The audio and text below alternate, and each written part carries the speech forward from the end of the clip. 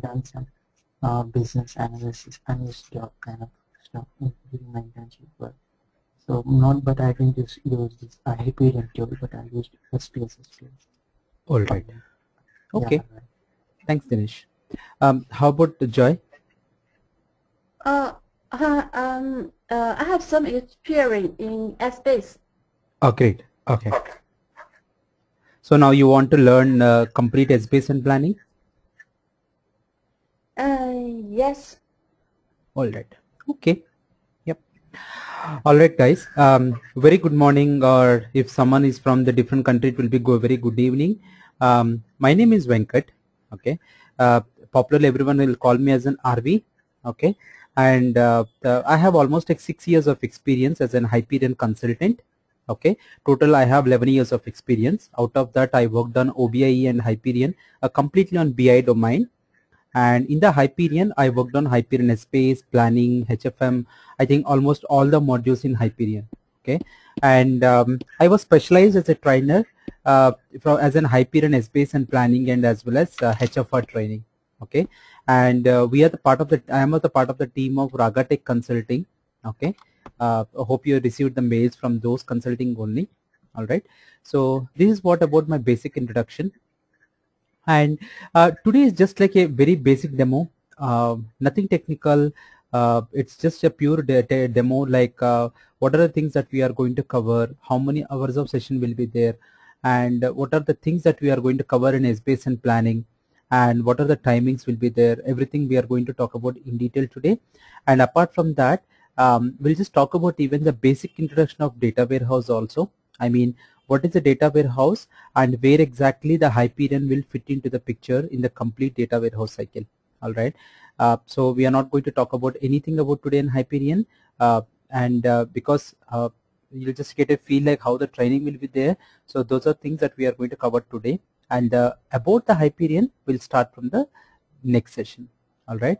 So that is what the today's demo. It will be hardly like 25 to 30 minutes demo.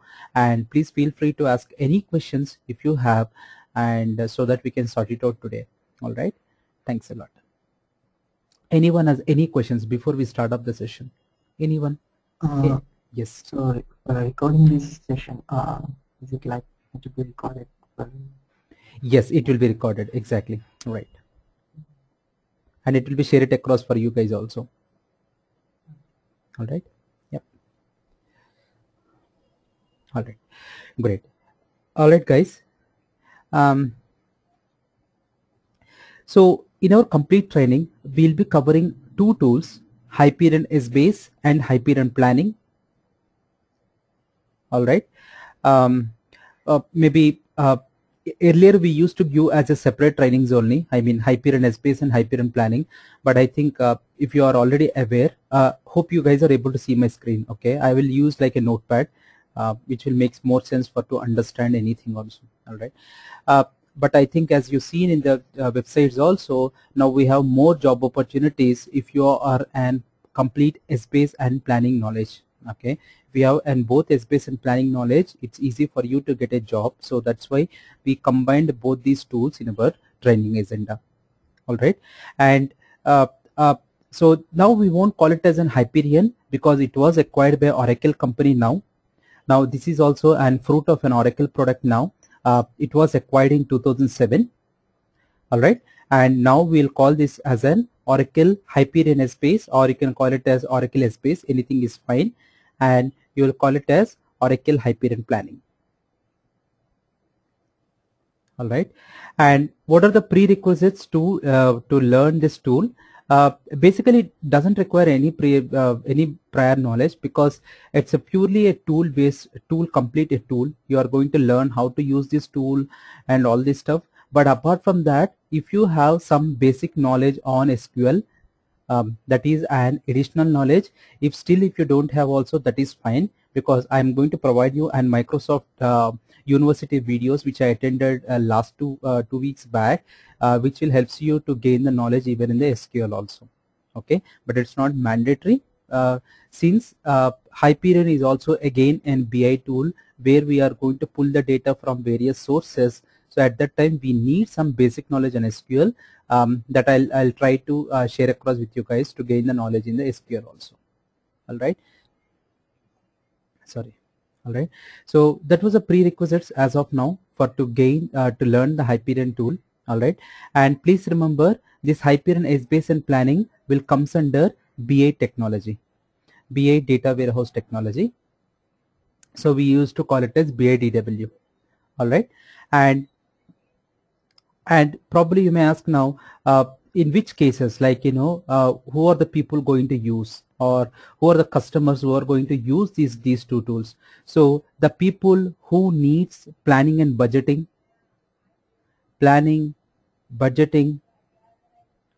forecasting. I think these are pretty simple words everyone can easily understand, and as well as reporting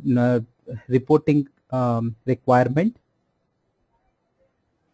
So those people will prefer to go for an Oracle Essbase and Oracle planning. All right, because the word gives more meaning. The planning is basically, it is meant for to plan or budget the data. Okay, example, recently I worked for McDonald's. Okay, hope you everyone are aware. So McDonald's used to do budgeting by using the Hyperion tool itself. Okay, so they will be having a number of stores will be there. So how many number of pasta I have to prepare for next 4 years, or how much of cases of cheese I have to prepare for the next year, or how many customers are getting increased, as well as if my if let's say suppose I have 100 products, in that one product the sales is got reduced. So in that case, what could be the criteria? Those type of analysis, everything can be easily achievable, or it's easily can be do the analysis by using this Hyperion planning tool. Okay, I'm just giving a basic introduction. Like maybe some people are very new to Hyperion, so they may ask question like, who are the end customers who are going to use this Hyperion tool? So guys, just the straightforward answer: the people who needs planning and budgeting, obviously they will use this Hyperion planning. Okay, and believe me, everyone is going to use this one. KBR, real estate, Ralcorp, consumer products. I can give example in every domain. If you take Bank of America, in the banking domain, Citibank, McDonald's, and who else is there I worked on? Who else? Power Media, who is the electronic company? Everyone. Because obviously when you're running some company, you need some planning and budgeting knowledge, right? So in that case, obviously you need some tool. So we have a lot of tools are available in market, right? We have Cognos is there, we have OVI is a lot of tools is there, but if there are some complex calculations is also required, which is sometimes will be difficult to implement in those tools, but it's easily to implement in the Hyperion tool. Okay, because Hyperion has a feature where it has a lot of calculation functions are available, where you can even implement the complex calculations also. All right, so those type of things can be easily achieved by using these two tools. So that's why in market, even though we have n number of tools are available, but still Hyperion is the one of the major running tool in the current market. Okay, and who are the competitors as of now? As of now, the competitor is SAP BPC. Okay, so it's in SAP tool, another SAP tool. This is the only competitor, but still I can see from past, I think almost like 1 year, still we have n number of projects are there in the pipeline. When you see the job requirements, if you compare SAP BPC and Hyperion job, if you compare the stuff, I can see more jobs for the Hyperion itself. All right, so this is the basic introduction. So I just give an introduction, what are the tools that we are going to cover, as well as in which scenario we are going to use, and who are the end customers. So guys, please believe me, it's not only related to only financial thing. You can use this tool in any domain. The people who needs planning and budgeting, they will use this one. And I forgot to tell you, even Texas University has used this one. Okay, Texas University, they use this one, Hyperion planning, for their budgeting of their school or maybe university. For the students, what needs to be done, all those planning and activities were there implemented using this Hyperion tool. All right, so that's where the beautiful of this Hyperion tool. All right, now what are the things that we are going to cover? Okay, so guys, as I said earlier, it will be complete of 32 hours of training. It may get extended also, depends on your student's behavior. It won't be exactly 32 hours. It may get extended, or maybe 36 hours or something, depends on student question and answers. Okay, let's say suppose if Dinesh didn't understand any question and any concept, maybe if we repeated the concept, maybe sometime there will be delay will be there. So obviously it will be like 32 to 36 hours of training, a complete Essbase and planning training will be. All right. Now, like if you take Joy, everyone, I think some people has basic knowledge on Essbase. So guys, please remember, if you are an expert on Essbase, 50% of Hyperion planning is completed. Okay, because whatever the concepts is there in Hyperion Essbase, the same concepts we'll use even in the Hyperion planning also. Okay, so that's why we used to spend more time for Hyperion Essbase. Okay, so Hyperion Essbase will take around like 18 to 20 hours of time. All right, and Hyperion planning will take around like 12 to 14 hours. All right, so first we'll complete the Hyperion Essbase. All right, both AS1, BSO, if someone is aware. Once it got completed, then we'll move to the Hyperion planning tool. All right, and just for your reference, Essbase is purely a desktop based application.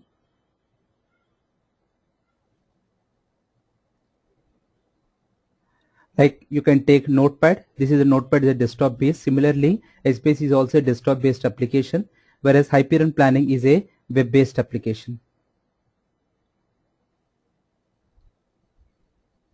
All right. Now, what are the things I'm going to cover in Essbase and planning? In Essbase, initially we'll just talk about how exactly the business requirements will be there in the real-time scenario. Those type of things we are going to cover in the Hyperion Essbase. Okay, because this is a minimum criteria. Then we'll talk about, based on business requirements, how you are going to create an application. Here in Essbase, in Hyperion terms, or you can take in data warehouse terms, we'll use a word called cube. We'll create a cube creation. Then we'll learn even dimension and data loading. Guys, please remember, here we are going to build an application from scratch, so that you will get even the real-time knowledge also. How exactly, what are things that issues we are going to face in the real time, those type of things also we are going to cover in this session. Okay, so those type module we are going to cover, dimension and data loading also. And after that, one of the favorite concept, calculation scripts.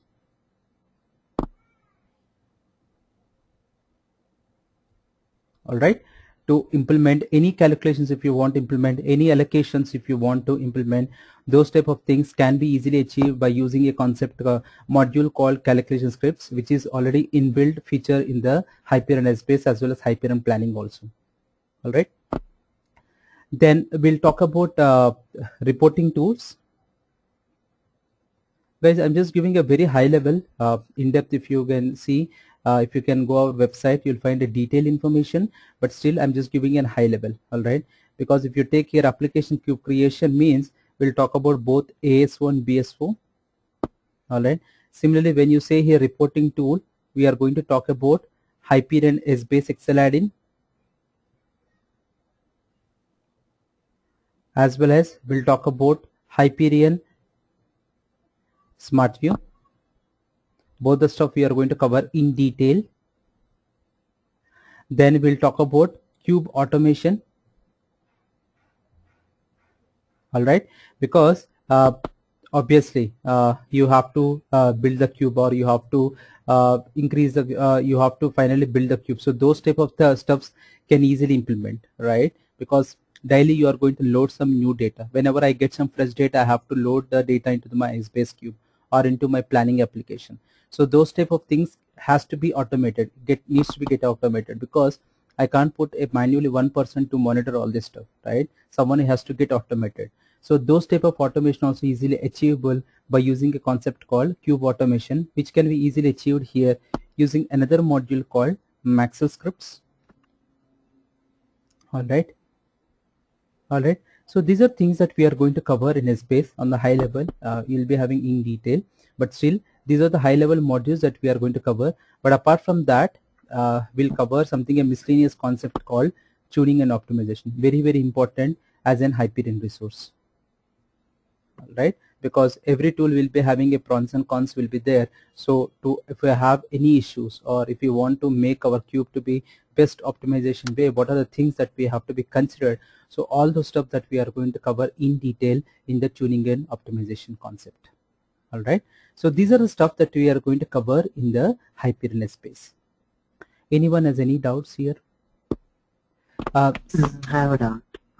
Yes, please go ahead. Is it like Hyperion is this, like this, like you're seeing the data loading?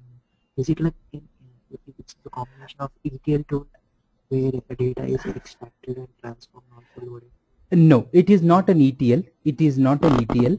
What we'll do, we'll pull the data from source and we'll load into the cube. Then we'll do reporting. Basically, the Hyperion is a purely reporting tool. It is meant for reporting purpose only. Okay. But every time we won't touch the source, like say suppose, assume that I have my data in Excel sheet and Notepad. Okay, every time when my user is going to request the data, it's not going to hit every time the Excel sheet and Notepad. Instead of that, what we'll do is first we'll load the Excel sheet data, Notepad data into the Essbase cube, and we will load into our cube itself, so that whenever a user is going to request any data, it is going to fetch from our Essbase application itself. It's not going to touch any source. That is where the advantage of the Hyperion here. Okay. Got it? It's just loading from that. Exactly. You will load into your own application.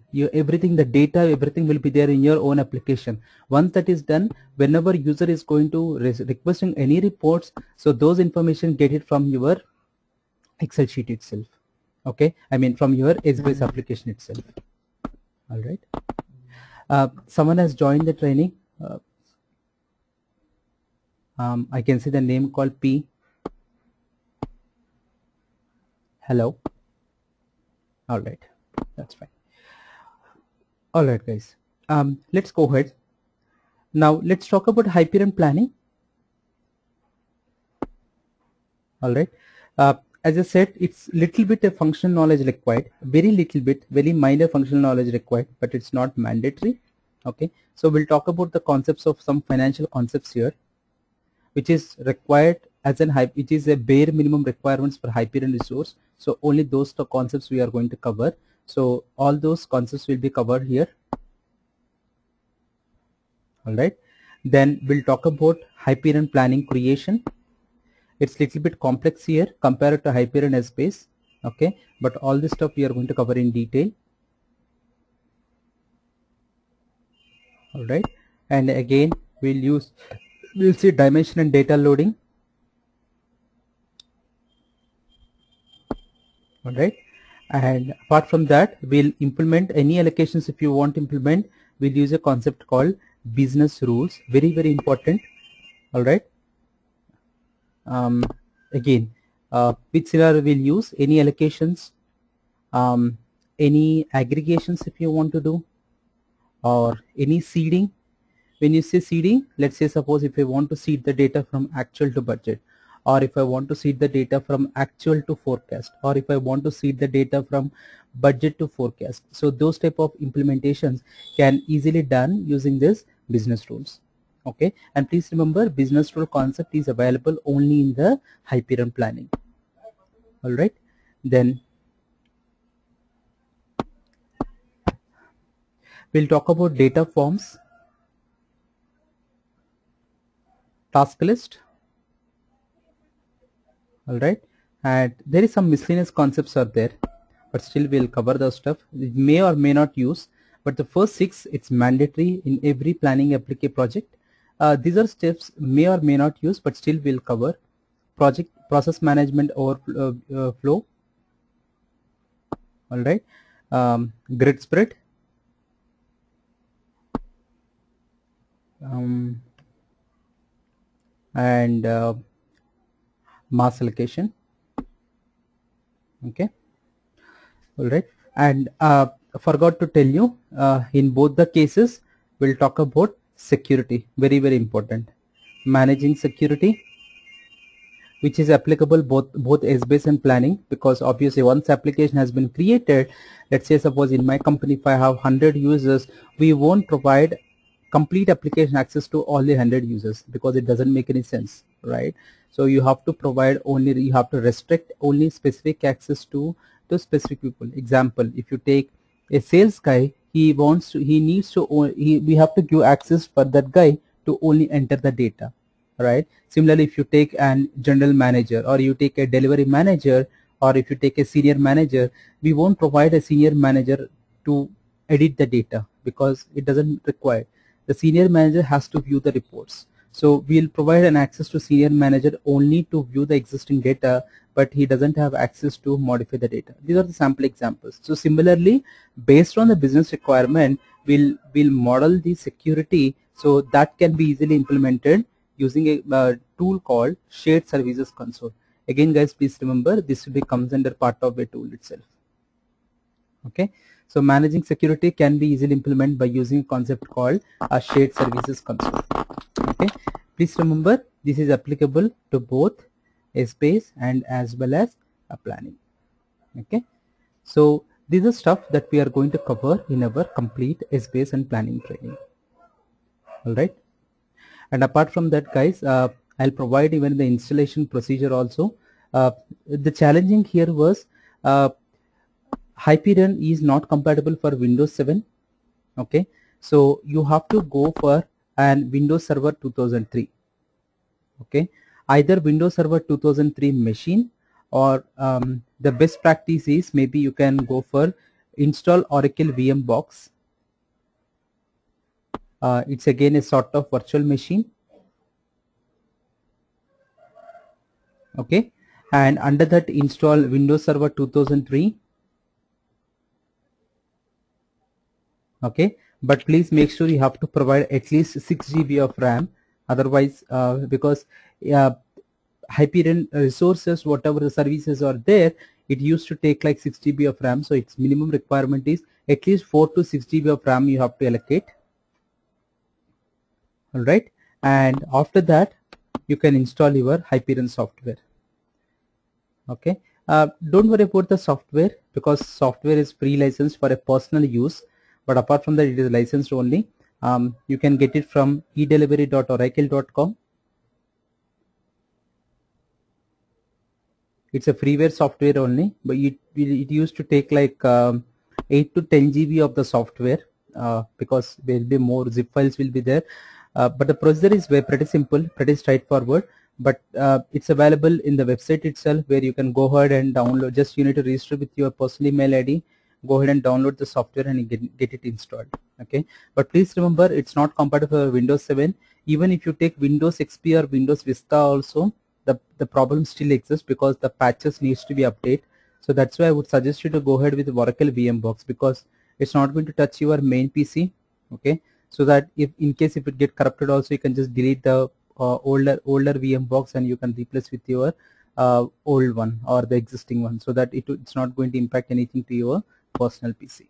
All right, but I'll share across once your registration has been confirmed. I'll share across all your installation files and what are the procedure you need to download, or how to install the Hyperion in your system. Okay, everything I'll give the assistance for you guys. All right, all right. So guys, let's go ahead for another 10 more minutes. Let's see the basic introduction of data warehouse, and as well as where exactly the data warehouse comes into picture on the high level. But apart from that, we'll cover in detail from the next section onwards. All right. So, all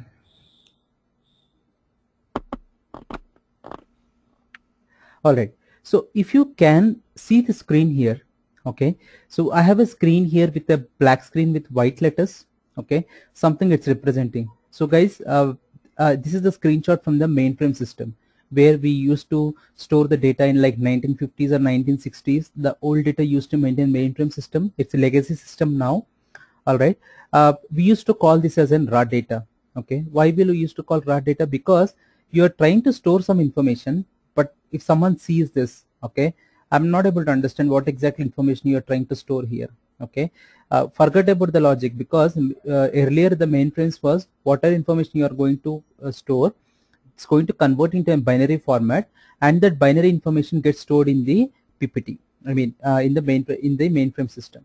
Okay, sorry, in the mainframe system. So that's why always please remember, it's not going to be so this mainframe system, I'm going to store some information, but it doesn't make any sense, like what information you're trying to store here. All right. Okay, so that is where the disadvantage with the raw data. Okay, because of these disadvantages, Microsoft came up with the solution called Excel sheet. Okay, so that is where the Excel sheet came into picture. Okay, but here also you are going to store the same data here. Okay, but you added in one more line called something called header. Okay, so we'll call it as a header in the Excel sheet, but in general, if you take an data warehouse words, we'll call this as a metadata. Okay, what does it mean? Okay, if someone asks me what is this first row is going to represent, maybe I can tell you that okay, the first row is going to represent for the products electronics in the December 2010 by the region Alabama by the sales manager author. This is the target sales, this is the actual sales, this is the target profit, and this is the actual profit. I can able to understand and I'm able to read that exact thing, what are the transaction you are going to store here. All right, so just say simple words. So initially we used to store in the raw data. Now the raw data got converted into information by adding a one word called header, or in general in the data warehouse technology words we'll use a word called metadata. Okay, so that is how the raw data has been converted into metadata. Now this is fine. So one user requirement has been fulfilled. Now the next requirement was, maybe if my manager asks me, let's assume that I'm going to store this data for 3 years. Okay, and we know there is some Excel limitation is there. So assume that if you can see here, this is one Excel sheet where I stored like December 2010. Okay, so assume that my company has stored 3 years of data in Excel sheet. So imagine how many Excel sheets will be there. So 1 month you have one Excel sheet. So total, let's assume that you stored 36 Excel sheets. Okay, now if my manager asks me, hey, can you provide me which product got the highest sales and who is the sales manager? Okay, so if I want to answer my manager question, I have to go back and search in all the 36 Excel sheets, sort it, I need to sort it out, then only I can get the required information. Now what was the issue here? So instead of doing analysis, you are spending more time to gather the required information, right? So that is where the disadvantage with the Excel sheet. You can able to store data, there is no issue at all, but the issue here was you are spending more time to gather some information, like whatever the manager has been requested, you are trying to gather that information instead of doing the analysis, like which product got highest sales. Instead of doing that analysis, you are spending more time. So that is where the disadvantage with the Excel sheets, right? So because to overcome this thing, we came up with the concept called OLTP. Okay, so that is where the OLTP concept came into picture. All right, so what is an OLTP?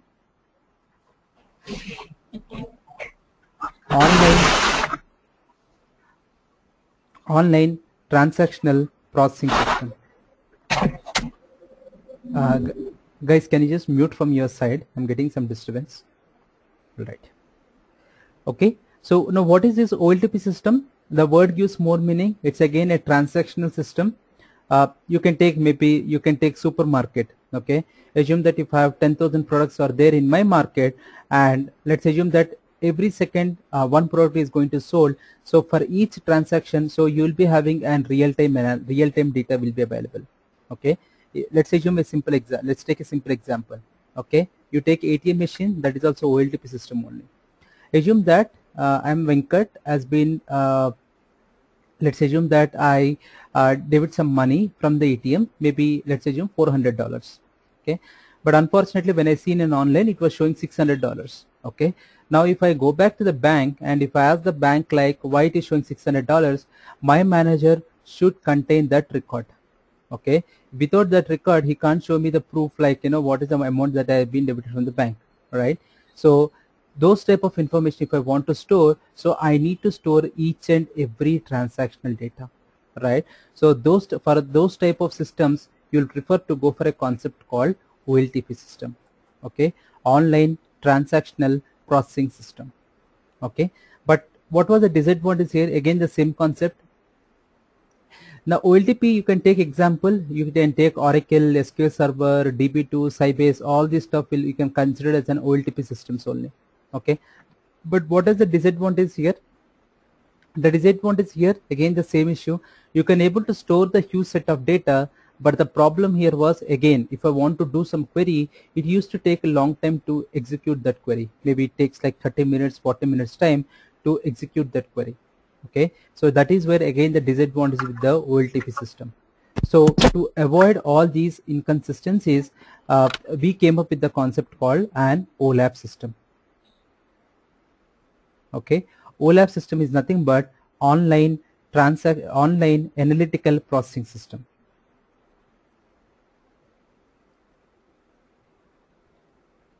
Okay, so this is meant for to do the analysis. Okay, so whatever we are telling about on OLAP systems will use a concept called data warehouse technologies. Okay, it will use a concept called data warehouse technology. What does it mean? Let's take a quick definition. So a data warehouse is a subject oriented, integrated, time varying, non-volatile. What does it mean? Subject oriented, maybe you can take sales analysis, customer analysis, finance analysis. So it will particularly work on some modules. Okay, so that's why they will call it as subject oriented. Integrated, as I said earlier, you are going to integrate data from multiple sources. Okay, imagine initially my company was a very small company. I used to maintain Excel sheet. After that, my company has grown. We used SQL Server, and after that Oracle. So now I have company, but the company data was existing in 3 databases. One is Excel sheet, one is SQL Server, one is Oracle. Now if I want to combine everything, so that's where the data warehouse is going to have an integrated, where you can combine data from multiple OLTP systems. All right. Time varying, as I said, maybe a many years of data. It could be a month level, day level, or year level. It may varies. Okay, and very important, non-volatile. Why we call non-volatile? Please remember, we'll use the OLAP system for the historical data. Okay, maybe the latest data you are going to store till yesterday only. Okay, so if we have historical data, then we'll go for an OLAP system. So please remember, here you will be having real-time data, whereas OLAP system you will be having an historical data. As I said earlier, it is meant for to do an analysis. Okay, so that is where the difference between OLTP and OLAP. So why we'll call non-volatile? So it means that once the data has been copied to the data warehouse, it doesn't make any sense to change the data. Example, if I stored like 2010 data, one transaction, assume that maybe Dinesh has done a transaction $100 in 2010. Now I was in 2013. If I go back and change that to $500, it doesn't make any sense, right? Because the transaction is already completed. So that's why once always remember, it should be the data warehouse should be non-volatile. That means once the data has been committed, so it should not, the data should not change in the data warehouse. Okay, now probably mass question. So till now we are just talking about history something. Now what is an advantage of history? How it is going to help my company to improve the performance? Okay, to understand that one, let's take a simple example.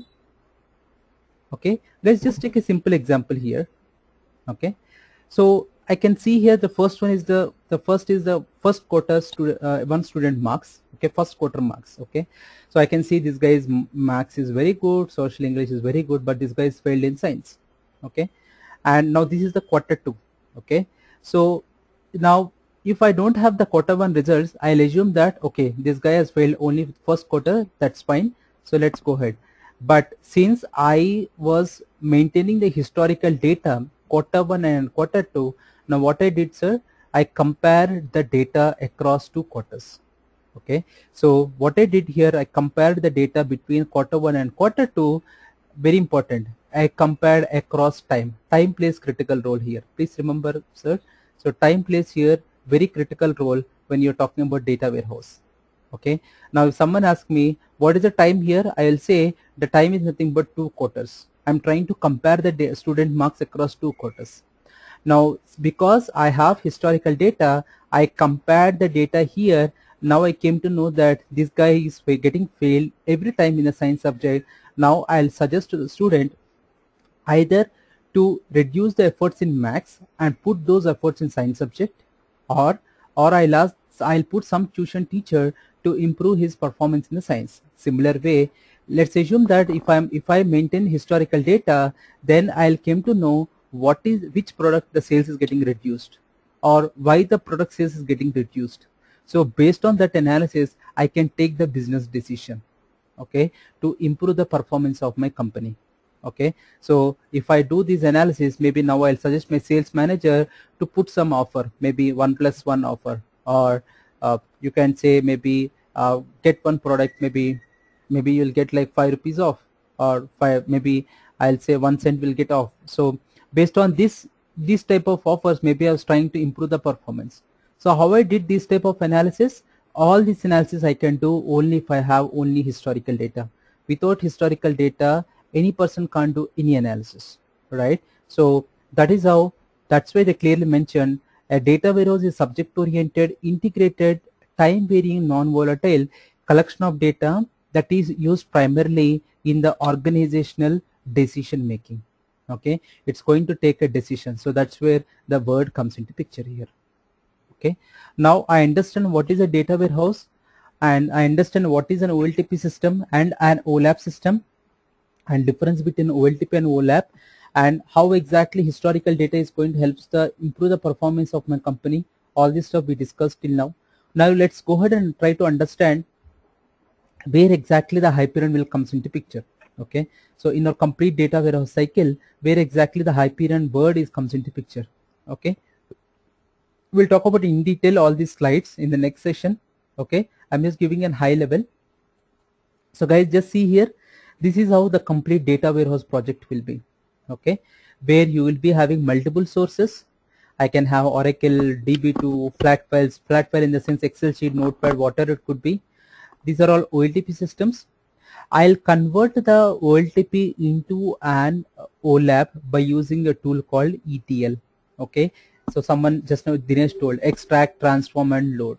Okay, so the ETL guy responsible to convert the OLTP system to an OLAP system. That means each and every transactional data, whatever data he is having, he is going to convert the respective data and he'll store into a data warehouse. Now how it is going to convert, that we'll talk about in detail in the next session. Okay, but just high level, I'm just giving like how exactly ETL is going to works. Okay, what are the popular tools? You have Informatica, ODI, you have Amnesia, you have SQL Server Integration Service. A lot of tools are available. Okay, and after that, where you can make it as multiple data marts. Okay, and after that you will be having an OLAP system. So this is where the Hyperion resource comes into picture. Okay, and business decision reports is nothing but just now we talked about something Excel add-in, Hyperion Smart View, data forms, all these concepts comes into picture in the business decision report. Okay, so this is how the complete data warehouse cycle comes into picture.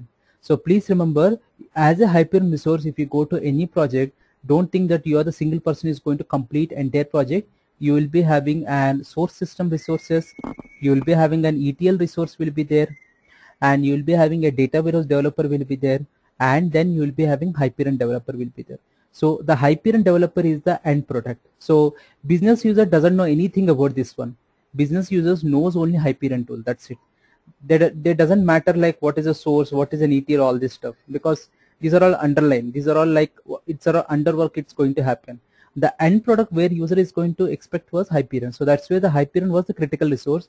So as a Hyperion resource, you guys is not going to work only on the cubes, but as well as you are going to coordinate with the source team, with the respective source teams, with the ETL team as well as database developer team. Ensure that the source data should match with the destination, right? So if you take here, maybe if I take maybe 1st June product P1, if I have transaction of $20, after I converted and making it as Essbase cube, I have to make sure that again, even if I view the data in the Excel add-in, I should be able to see that data for a product P1 for the June 1, 2013, I should be able to see it $20. Then only it makes more sense. All right. So that is how the complete data warehouse cycle project will be there. Okay. and I just wanted to show you the tools. Okay, so guys, once you install Hyperion in your system, okay, you should able to see an Essbase Excel add-in like this. Okay, it's not, don't think like a separate tool. It's again, and it will get inbuilt in the Excel sheet only. Essbase Excel add-in and the Smart View. All right, and how to use this stuff we'll talk about in detail. And this is the, one second,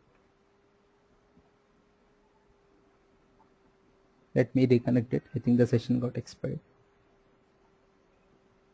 All right, and these are the applications, each one cube. I was talking about application creation.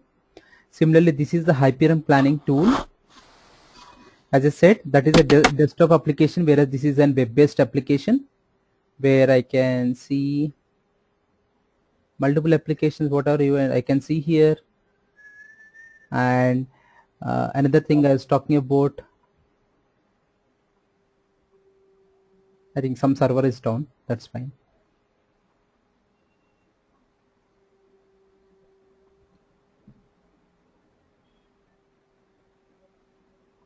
Or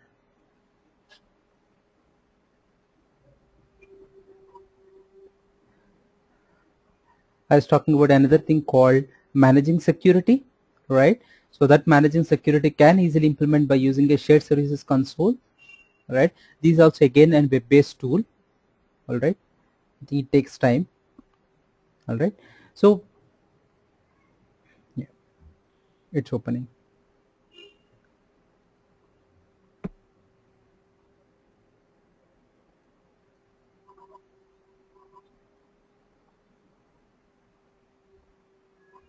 All right, that's fine, it takes time. Okay, so these are the tools that we are going to cover in our entire training.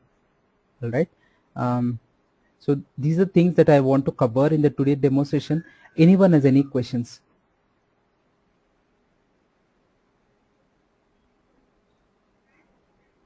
Anyone? Joy, you have any questions?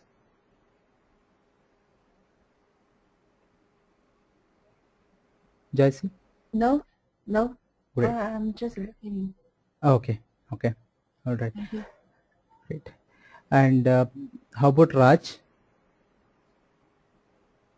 I'm fine. Hi, Raj. Raj, do you have any questions which you want to get clarified? No, not right now. Okay. Great. And someone has joined. I don't know. I can see the name called P. I don't know. Do you have any questions? All right, that's fine. All right, guys. Thanks for joining session. So the next session is going to start from the 5th of the June. Okay, and the session will be on the evening timings. It will be from 8:30 p.m. to 10 p.m. EST, Eastern timings. Let me make a note of it. Sorry. So it starts from 5th June. And from maybe 8:30 or 9 p.m. whatever it could be, based on your convenience, trainees' convenience, Eastern time.